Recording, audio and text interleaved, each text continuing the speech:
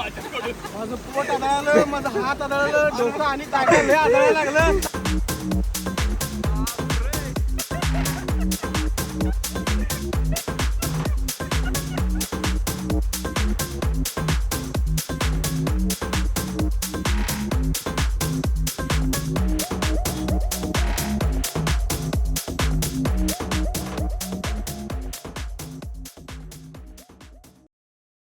Welcome back to the channel guys. तर आज आपण आलेलो आहोत श्रीवर्धनला. लास्ट ब्लॉग तुम्ही पाहिलाच असेल. तर माझ्या पाठीमागे बघताय तुम्ही, तर इथंच आपण स्टे केला होता आणि आता सनसेटला आपण आरवी बीचला चाललो आहोत. इथंच श्रीवर्धनपाशी जवळच आहे. तर मी जिथं उभा आहे ही त्यांचीच बाग आहे. ह्या बागेमध्ये मस्तमध्ये नारळ आणि सुपारीचे झाड आहेत. मस्त अशी सावली आहे. म्हटलं जरा रेकॉर्ड करूया आपल्या मित्रांना तयार होईपर्यंत आणि मग निघूया. आरवी बीच कसं आहे, मीही पहिल्यांदा चाललो. श्रीवर्धन बीचला मी ऑलरेडी एकदा दोनदा गेलेलो आहे. निघूया, आपले मित्र रेडी होत आहेत. तोपर्यंत म्हटलं जरा यांच्या बागेमध्ये फेरफटका मारूया. मस्त आहे.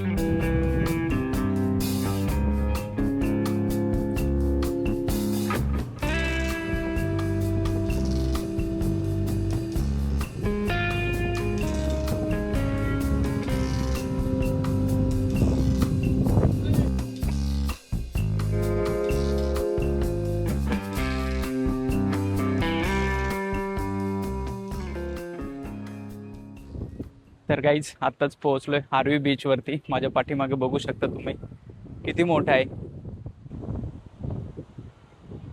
आता आपण सनसेटला इथं आलेलो आहेत. तर चला बीचवर आलोत म्हटल्यावरती थोडी मस्ती तो बनते आहे गाईज. तर जाऊया.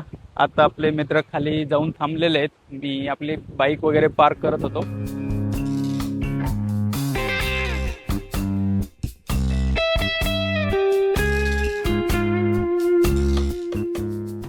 2 किलोमीटर आहे त्या होमस्टे पासून. आणि बीच तर एकदम असा क्लीन वाटतोय. क्लीन मस्त आहे बीच आणि वाळू पण एकदम मस्त आहे. म्हणजे असं नाही की दुसऱ्या ठिकाणी गेल्यावर तुम्हाला थोडीशी माती आणि पाणी असं जर मिक्स झालं तर ते चिखल लागल्यासारखं वाटतं. पण इथं प्युअर वाळू आहे, सगळी प्युअर वाळू. त्यामुळं बीचचा खूपच महत्त्वाचा पॉईंट ठरतोय. आणि जर तुम्ही जर हे बघितला, जर लाटा बघितला समुद्राच्या, तर एकदम म्हणजे जवळच आहे आणि पूर्ण क्लीन आहे. तुम्हाला फोटो सेशनला काही ऍक्टिव्हिटी करायला एकदम बीच मस्त आहे. किंवा तुम्ही जर मॅट वगैरे घेऊन आला फॅमिली सोबत तर मॅट खाली ठेवून तुम्ही एक सनसेटचा व्ह्यू असा मस्त बघू शकताय. वॉटर ऍक्टिव्हिटी पहिला करायची नाही, कारण जर पहिला आम्ही भिजलो तर बाकीच्या गोष्टी आम्हाला काय करता येणार नाहीत. तर बाहेरच्या बाहेर काही फोटो सेशन असेल किंवा काय ऍक्टिव्हिटी पोरांना काय करायचं असेल तर ते करून घेतो आम्ही.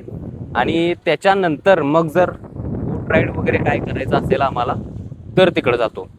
दुसरी गोष्ट, ह्या बीचवर वाऱ्याचा जोर खूपच मोठा आहे आणि त्या वाऱ्याच्या जोरामुळं लाटा ज्या आहेत त्या एकदम मोठ्या क्रिएट होत आहेत.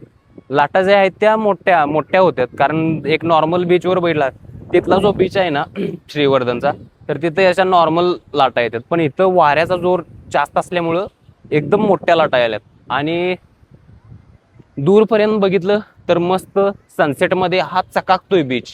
म्हणजे पाणी जे आहे समुद्राचं मस्त असं चमकायला लागलंय. तर बीच खरंच खूप मस्त आहे, सुंदर आहे.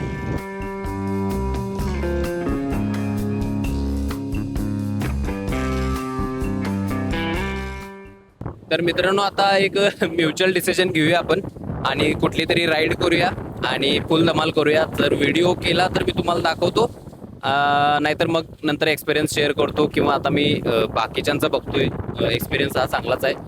आणि याच्यानंतर आपण ही ॲक्टिव्हिटी झाली की आपण आपल्या होमस्टेवर घरी जाऊ आणि तिथं मग आपण डिनरला भेटू. चला.